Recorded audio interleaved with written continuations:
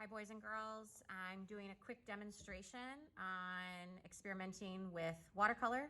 I'm going to do an experimentation where I'm using all watercolor paint and no water on my brush. I'm also going to be using a small brush and painting in a diagonal direction with my brush strokes to show another way of applying watercolor. I have my watercolor paper in front of me. I have a squared off brush, okay?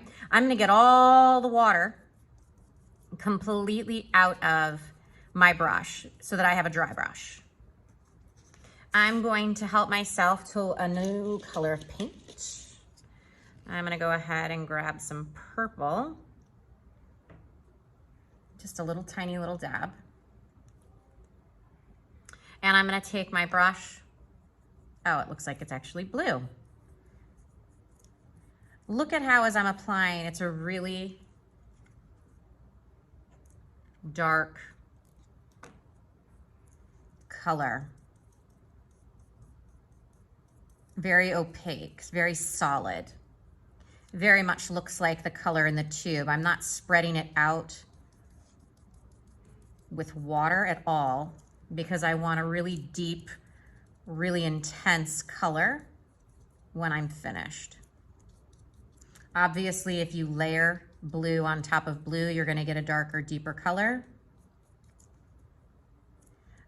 I hope you've noticed that I actually had to add a little bit more blue onto my palette paper because when you don't use any water, this paint really doesn't go very far. So even though I say tiny little blobs of paint, when you're not adding water, you might actually need a little more paint than you were necessarily intending. Typically, if you're going to use a dry brush on dry paper and not add any water into this material, you typically want to do it in small sections or areas. I wouldn't recommend doing this, for like a large background because the amount of paint and how dark it gets is not going to be useful for you as you're experimenting because you're going to want to show a lot of different techniques. So that is watercolor paint, no water. And now I'm going to do the small brush with a diagonal brush stroke. So I'm going to grab this round brush and I'm going to actually mix some green and some blue together because I think that'll be really pretty.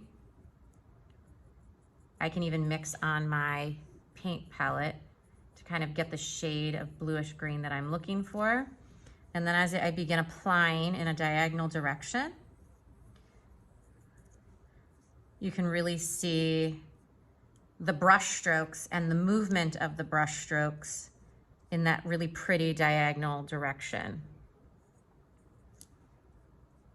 It's amazing how when you experiment with watercolor, the number of different types of marks that you can get just in the way that you're using your brush, holding your brush.